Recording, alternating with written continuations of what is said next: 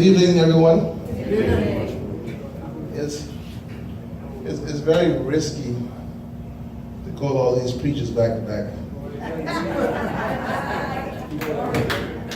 to talk at a meeting in limited time.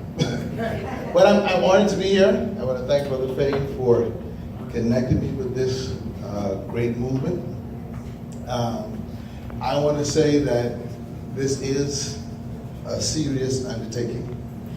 I can't agree more with everything that Brother Micklin and Adrian and all that I've heard so far, because we've gotten, and I'm sure I've heard Brother Paul Moore speak on this for years. That's right. And I just love to hear former Minister Leslie Mills speak, because you don't have to guess what he's thinking. And I remember when he made that stance, because I come back from university. My degree, I'm a preacher, but my degree is in political science and law. And my lecturers from the mid-90s were discussing this WTO movement from back then, and they had nothing good to say about it. I went to University in Barbados, and they were livid with their political leaders for even considering this. Yes, sir. They said our nations were not developed enough at any level to compete with the world stage. Yeah. The reason you put protectionism in place is for your nation to develop.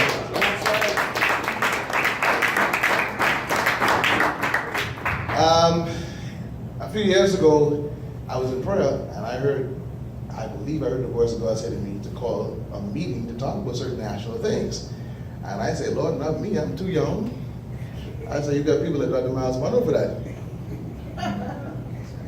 And months later, he was dead.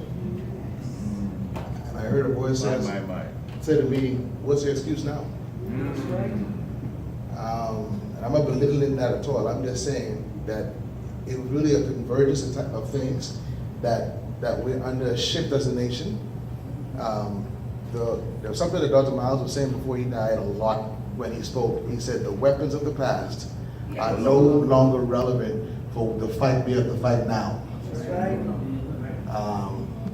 And one of the biggest weapons that we've been using in our country that's been holding us down is partisan politics.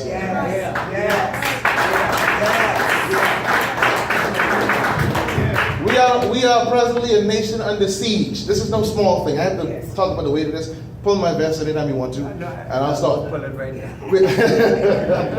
We're a nation under siege, and I set up because the stakes are real high, but this is not the first time we've stood alone as a nation. Yes. I am remembering so clearly the Lyndon Pendleton standing up by himself and say, free Mandela. Yes. Come on. Yes. When nobody else would say it,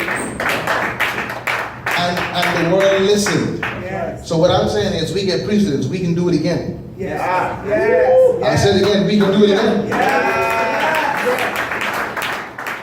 We can speak with that tongue and say this is not the way to go.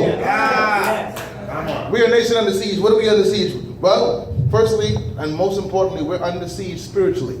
Because almost all of these, I asked God, why am I studying political science and law instead of theology?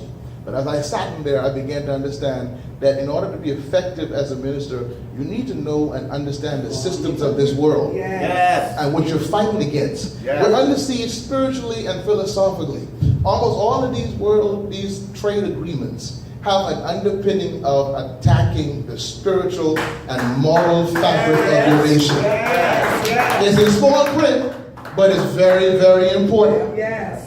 Secondly, we're under siege because right now the identity of the Bahamian is under attack. Who is a Bahamian? That's right. We're also under siege now because our voice is being challenged. Shut up and just accept what we tell you. This ain't church, but I must say this, the devil is still a liar. That's right. I think the mantra, and I'll sit down after I say this, is important. I think any big move concerning this has to be, and I'm not trying to make you a part of my faith, but I'm trying to say to you that it has to be undergirded with a spiritual thrust. Yes. This is too big.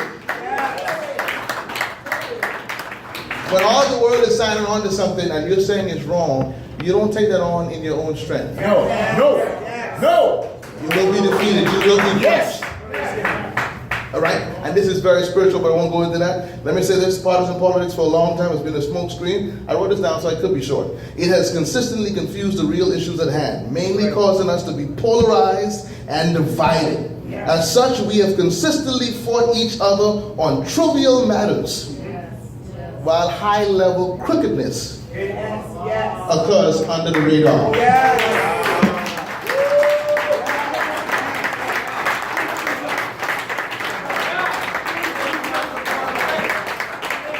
All I want to declare to you is that an awakening has begun. The informed Bahamian is awake and finally they are beginning to speak in unity. God bless you.